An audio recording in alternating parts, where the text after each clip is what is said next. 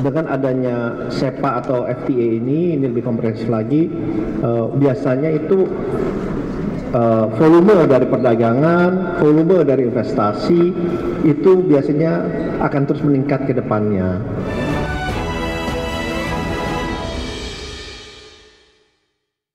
Selanjutnya pemirsa, Kementerian Investasi dan Hilirisasi atau Badan Koordinasi Penanaman Modal BKPM bersama Uni Eropa meresmikan EU Investment Desk.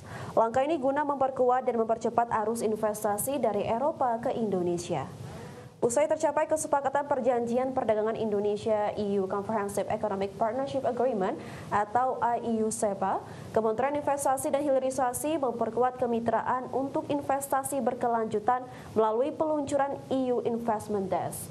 Menteri Investasi dan Hilirisasi atau Kepala BKPM Rosan Roslani menyebutkan, langkah ini dilakukan untuk mewujudkan ekosistem investasi yang lebih responsif, transparan, dan mudah diakses tidak hanya bagi perusahaan multinasional skala besar, tetapi juga untuk sektor UMKM.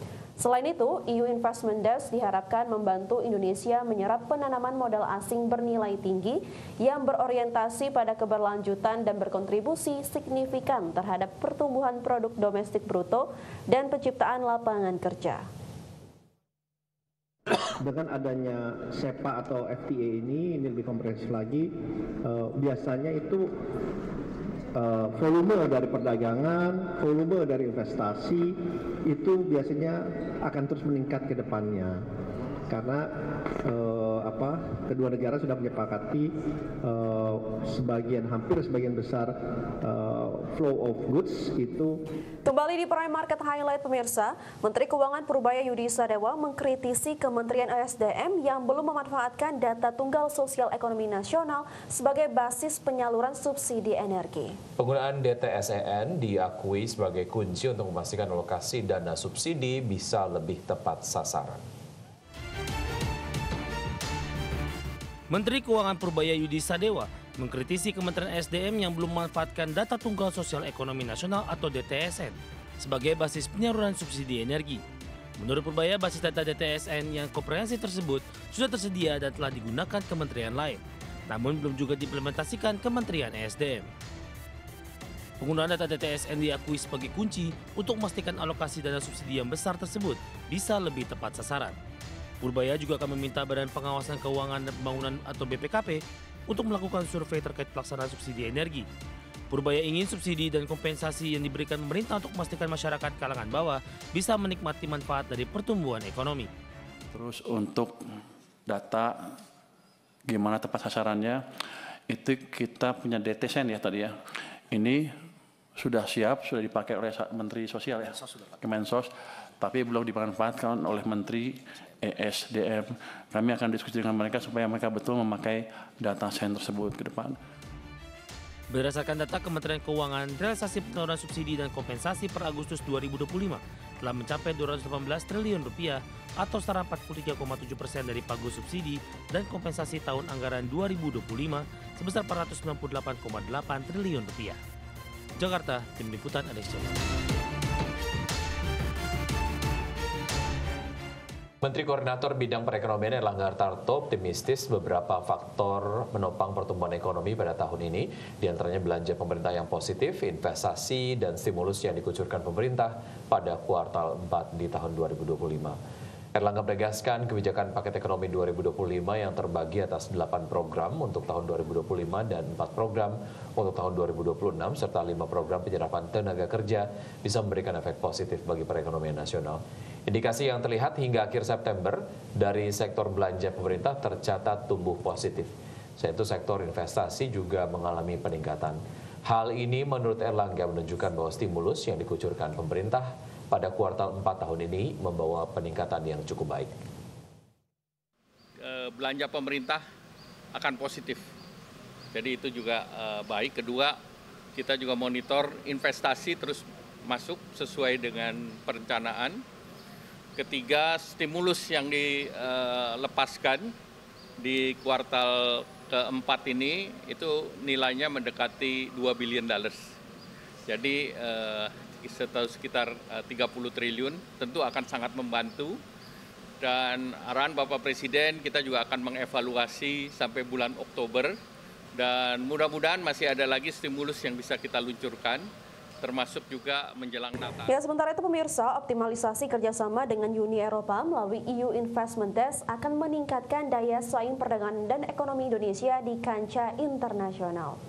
Direktur Jenderal Perundingan Perdagangan Internasional Kementerian Perdagangan Jatmiko Wicaksono menyambut baik upaya perluasan pasar ekspor produk Indonesia melalui kerjasama dengan Uni Eropa dan Kanada, termasuk dengan dibentuknya Uni Eropa Investment Desk untuk mewujudkan ekosistem investasi berkelanjutan.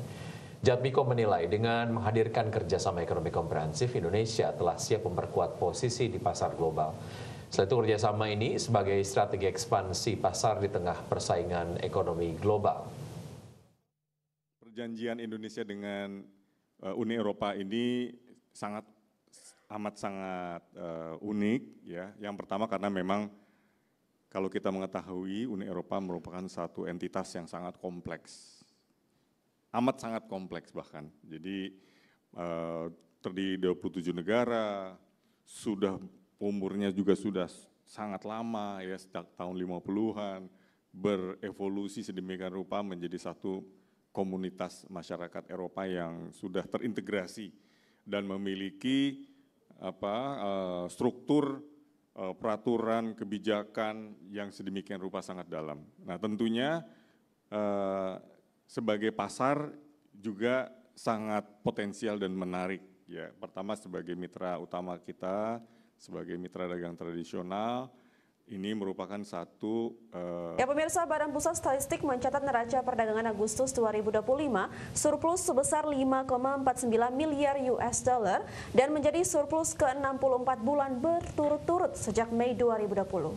Surplus perdagangan Agustus ditopang kinerja ekspor yang mencapai 24,96 miliar US dollar dan impor yang mencapai 19,47 miliar US dollar.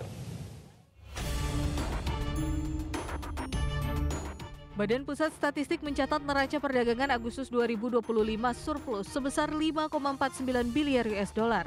Surplus neraca perdagangan pada Agustus 2025 ini menjadi surplus ke-64 bulan berturut-turut sejak Mei 2020.